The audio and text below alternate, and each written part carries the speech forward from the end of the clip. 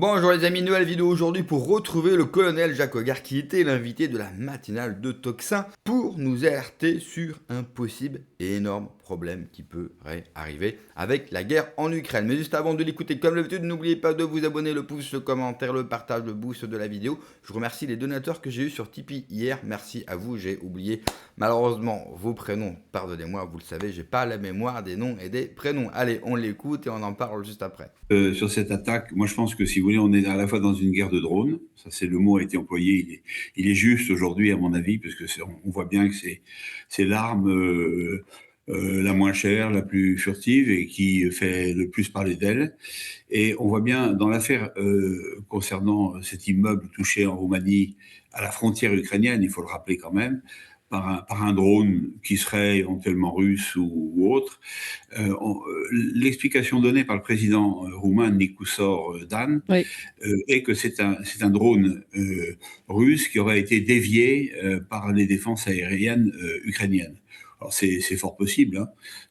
Auquel cas, j'aurais tendance à dire comme Poutine, pourquoi l'ont-ils dévié et l'ont-ils pas détruit? mmh, Alors, c'est un sujet euh, à éclaircir. Moi, je pense qu'on est évidemment et c'est la réaction de Jean-Noël Barrot qui me le fait dire, on est vraiment dans une guerre de communication. Euh, on n'a pas parlé récemment, on n'a pas beaucoup parlé des frappes sur le lycée de Lugansk il y a maintenant déjà un moment, le 21 mai, qui a fait 18 morts et 60 blessés. On n'est pas à 2 blessés légers. Et les représailles russes qui ont suivi du 24 au 25 mai, dans la nuit du 24 au 25 mai, qui ont fait des ravages, mais pas des ravages civils, des ravages sur la base aérienne de Bilatservka à côté de Kiev et des sites industriels de la région de Kiev. Donc, représailles sévères côté russe à ce moment-là. Alors là, par contre, on en a parlé, pour les condamner, bien sûr, côté occidental. Et on voit maintenant, on commence à parler un tout petit peu de la centrale de Zaporizhia qui aurait été touchée samedi par un drone, déclaration de l'AIEA, toute récente. c'est un drone de quelle Or, origine? voilà, on peut se poser la question, mais depuis mars 2022, la centrale de Zaporizhia est sous contrôle russe. Oui, Alors, je vois mal les Russes s'en prendre par le biais d'un drone à la centrale de Zaporizhia. Donc, dans tout ça, depuis le départ, il y a une espèce de guerre de propagande, de mmh, guerre de communication qui vise à imputer à l'autre toutes les actions, y compris sous faux drapeau quand c'est nécessaire, hein. bien sûr. Donc voilà, donc moi je pense qu'il faut être très prudent sur, comme le dit le président Poutine lui-même et comme le dit pas Jean-Noël Barrot. Pour le moment, on n'a pas beaucoup de certitude sur cet incident. Moi, je pense qu'il viserait à impliquer la Roumanie, membre de l'OTAN, que Bah, ce bien serait pas sûr. complètement idiot, hein, évidemment. Bah Voilà. oui, parce que ça pourrait déclencher l'article 4. On va en parler. Nicolas Mirkovic, alors vos premières impressions d'abord? Je souscris complètement à ce que Jacques Hogar vient de dire. Ce qui est symbolique dans cette guerre, c'est la façon avec laquelle on se précipite dans la propagande systématiquement côté occidental. C'est-à-dire que Vladimir Poutine dit une chose tout à fait vraie dans son allocution. Il dit, quand le journaliste lui répond que Ursula von der Leyen dit que ce sont les Russes qui ont attaqué, il dit, mais attendez, mais Ursula von der Leyen n'est pas technicienne militaire, elle n'est pas spécialiste, elle n'est pas roumaine. Donc, laissons les Romains s'expliquer. Il peut tout à fait s'agir d'un drone russe, et c'est tout à fait possible, hein, un drone qui se serait égaré ou un drone qui aurait été dévié par les forces militaires ukrainiennes. Il faut prendre du recul, et or, on n'a pas ce recul. Tout de suite, on a vu de nombreuses personnalités politiques atlantistes tout de suite dire c'est les Russes, c'est les Russes. Pourquoi? Parce qu'elles alimentent de la propagande. Quelle propagande? Une propagande de guerre. Ce qui est caché derrière, parce qu'il est à peine caché derrière les paroles de Jean-Noël Barrot, c'est cette envie de faire la guerre. C'est-à-dire qu'à chaque fois que lui, il peut remettre de l'huile sur le feu pour alimenter la guerre, eh bien, il le fait. Il le fait, il prendrait n'importe quel prétexte pour justifier les milliards de budget de guerre et pour une confrontation en direct avec la Russie, parce que c'est ce que veulent ces dirigeants atlantistes. Et ça, c'est extrêmement dangereux. N'importe quel homme ou femme raisonnable prend du recul, attend le retour des techniciens, et puis après, on voit qu'est-ce qui s'est, de quoi s'agit-il, et on essaie de comprendre. Là, on se précipite sur n'importe quel fait pour le transformer en élément de propagande côté atlantiste. Et ça, c'est extrêmement grave parce qu'évidemment, à force d'avoir ce genre d'analyse erronée, non fondée sur des faits réels, eh bien, on va se précipiter vers cette confrontation qu'ils veulent. Et ça, je trouve que c'est extrêmement dangereux. Oui, d'ailleurs, à ce sujet, on a un chef du renseignement russe, Sergueï Narishkin, qui a annoncé que l'OTAN se préparait, alors ce sont ses mots, hein, mais que l'OTAN se préparait concrètement à un conflit armé de grande ampleur à l'Est, a-t-il déclaré. Donc on se demande, c'est une annonce qui date du 28 mai, on se demande en effet s'il ne faut pas faire attention aussi à cette volonté finalement de véritablement repartir en guerre par le biais, comme vous l'avez dit, du jeu d'alliance de l'OTAN, de l'article 4. Un pays de l'OTAN a été touché, donc on doit faire suivre ces alliances et l'OTAN doit s'impliquer dans cette guerre directe avec la Russie. Nicolas Mirkovic. Tout à fait. Oui.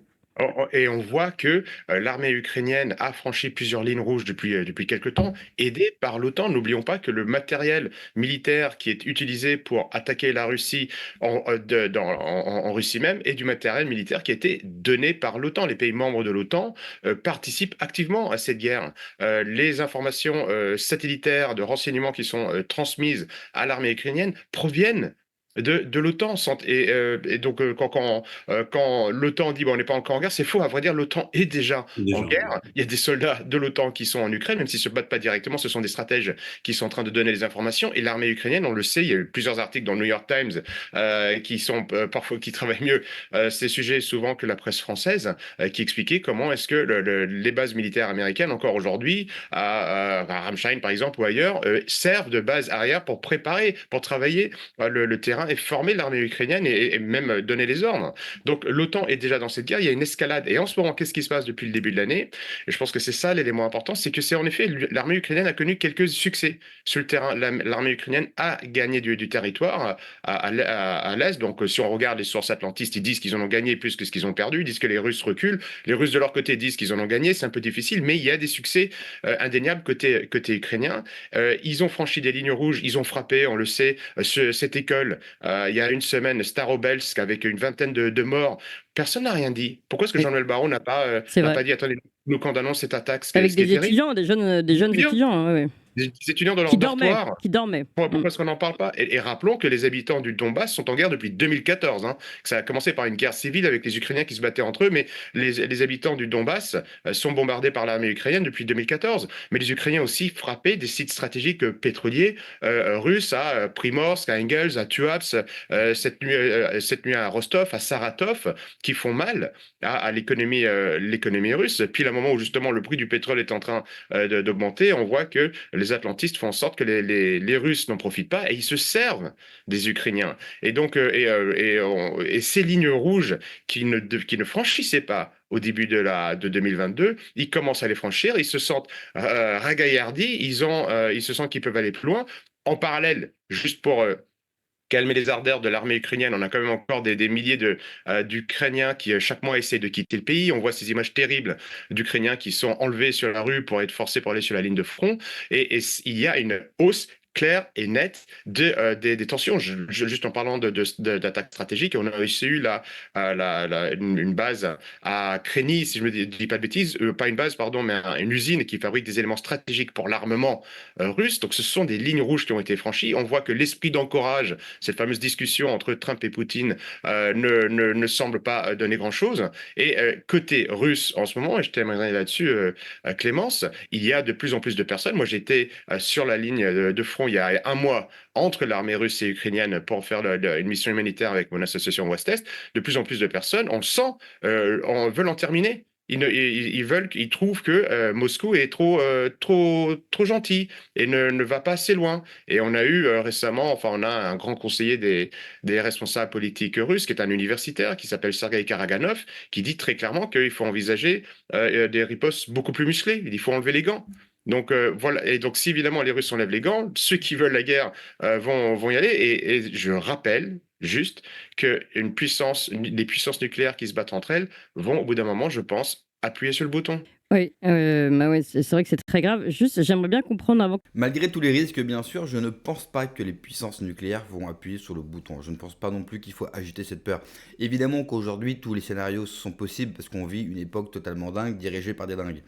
Donc oui, c'est un scénario qu'il faut garder dans un coin de sa tête, mais ça, je n'y crois pas. Après, sur une opération sous faux drapeau, le problème, et vous le savez, nous sommes plus souverains, et nous sommes plus souverains notamment sur notre politique étrangère. Et je ne vois pas les Américains donner leur aval pour ce type d'opération. Je ne vois pas les États-Unis s'éterniser dans un conflit en Ukraine en empirant le conflit ou en provoquant, je sais pas moi, une troisième guerre mondiale. Aujourd'hui, on voit bien que les États-Unis, avec Trump, recherchent avant tout de rattraper leur retard industriel par rapport à la Chine. La Chine qui a pris une avance considérable, notamment dans l'IA, dans la robotique. Et les États-Unis sont en perte de vitesse par rapport à la Chine et il leur faut rattraper cela. Donc je pense que le conflit ukrainien vise avant tout, bien sûr, à affaiblir la Russie qui est un allié de la Chine, mais qui lui fournit notamment du pétrole. N'oubliez pas, la Chine détient quasiment 70% des réserves de métaux rares, mais n'a pas de pétrole. Et le pétrole, l'énergie, c'est de l'industrie, et la Chine en a évidemment besoin. C'est pour ça que la Chine accélère dans son plan de nucléarisation du pays. Et je rajouterais que les pays européens, même s'ils font exploser ce conflit, même s'ils l'aggravent, aujourd'hui nous n'avons pas ni les ressources économiques et encore moins militaires pour amplifier un conflit. Nous sommes déjà à court de munitions, nous avons du mal à fournir des armes à l'Ukraine, nous avons même du mal à lever de l'argent parce que même si il y a beaucoup d'annonces de milliards donnés à l'Ukraine, en réalité très peu de ces milliards promis arrivent en Ukraine parce que nous avons du mal, la BCE, l'Europe, la France a du mal à lever de l'argent et à donner de l'argent à l'Ukraine. Donc je vois, ça serait vraiment une pure folie de le tenter. Mais je me répète, nous sommes dirigés par des dingos, enfin par des dingos. Ils sont intelligents, mais ils ont une idéologie totalement dingue. Ils auraient pu déjà transformer le conflit en Iran dans un conflit de toute autre nature. Ils ne l'ont pas fait. Vous l'avez vu, l'Iran a tenu, l'Iran a gagné, juste en faisant une chose. En bloquant le détroit d'Ormuz, ils ont paralysé et aggravé la situation économique mondiale. Ce qui a mis tout le monde en difficulté, juste en bloquant le détroit d'Ormuz. Alors imaginez une guerre nucléaire en Ukraine, les conséquences seraient juste gravissimes et je ne suis même pas sûr qu'on serait capable de se relever. À mon sens, et je l'ai évoqué avec Mike Borowski que j'ai reçu dimanche à 18h, n'hésitez pas à aller revoir le live et de toute façon je vais vous le découper en partie de 15 minutes diffusé chaque soir, mais à mon sens, le scénario le plus probable, et c'est un scénario bien franco-français, imaginez une victoire de Bardella, entre la victoire au second tour et le fait qu'il devient président, vous avez 15 jours. Et on imagine, et on peut imaginer surtout très facilement, la gauche, les cités, partir dans une sorte de guerre civile pendant ces 15 jours-là, et Macron pourrait tout simplement décider de rester au pouvoir, car tant que Bardella ne se rendra pas à l'Élysée, il n'est pas président, même s'il a gagné le second tour. C'est un scénario d'ailleurs qu'on évoquera ensemble en live jeudi soir à partir de 21h. Merci d'avoir regardé la vidéo les amis, n'oubliez pas comme d'habitude de vous abonner, le pouce, le commentaire, le partage, le boost de la vidéo. Prenez soin de vous, que Dieu vous protège. Allez, ciao.